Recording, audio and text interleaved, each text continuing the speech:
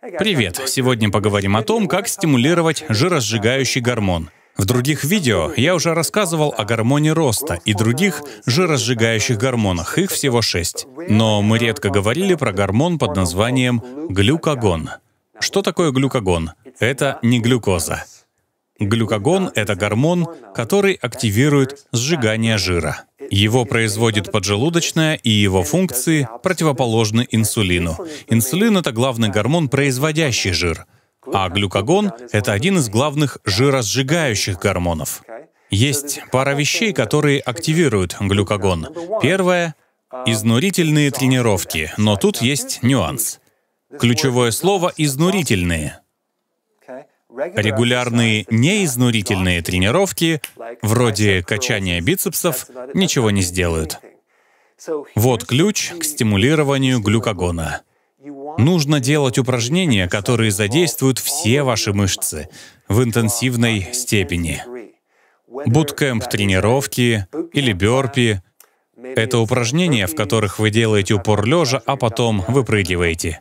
Или же прыжки со скакалкой, или велотренажер, или аэробика, кикбоксинг, P90X. Все это прекрасно. Но с ними очень легко переборщить. Многим это не под силу. Если вы занимаетесь изнурительными упражнениями, то самое оптимальное время — 20-30 минут. Почему?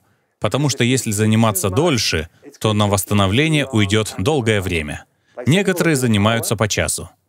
Хотите по часу? Ладно, но не чаще раза в неделю. Не делайте это каждый день или через день, потому что вряд ли вы восстановитесь. Если вы в очень хорошей форме, то, может, и восстановитесь, но таких людей довольно мало. Я бы занимался этим по 20 минут раз в 2 дня.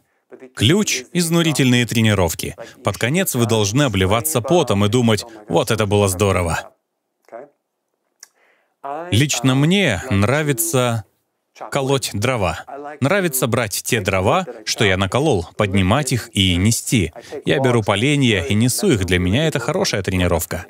Особенно зимой, когда на велосипеде не поездишь. В общем, глюкагон стимулируется изнурительными тренировками и белком. В других видео я говорил, что белок может активировать инсулин. В итоге вырабатываются гормоны с противоположным действием, но главное то, что вы не наберете вес, если белка вы будете употреблять умеренно или мало. Этого не будет, благодаря глюкагону. Только если вы будете есть много белка, вы наберете вес, потому что это перебор. Но не волнуйтесь об этом, белок важен для стимулирования глюкагона.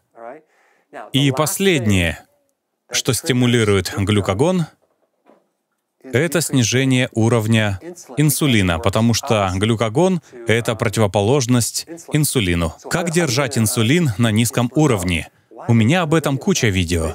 По сути, исключаем сахар, исключаем перекусы, исключаем скрытые сахара и не употреблять лишний белок. И это стимулирует глюкагон. Это были очень важные моменты, и давайте подытожим. Если заниматься тренировками, причем интенсивными, и следовать советам из других видео, где я говорю про сон, и не просто резко поднимать пульс, а еще и высыпаться до и после тренировки, не обязательно спать сразу 8 часов, можно и по частям. Но смысл в том, что вам нужно достаточно хорошего сна, чтобы восстановиться после тренировок и начать ощутимо худеть за счет выработки этого гормона. В общем, я хотел обсудить эту тему. Здесь нужны не просто тренировки, а изнурительные. До скорых встреч!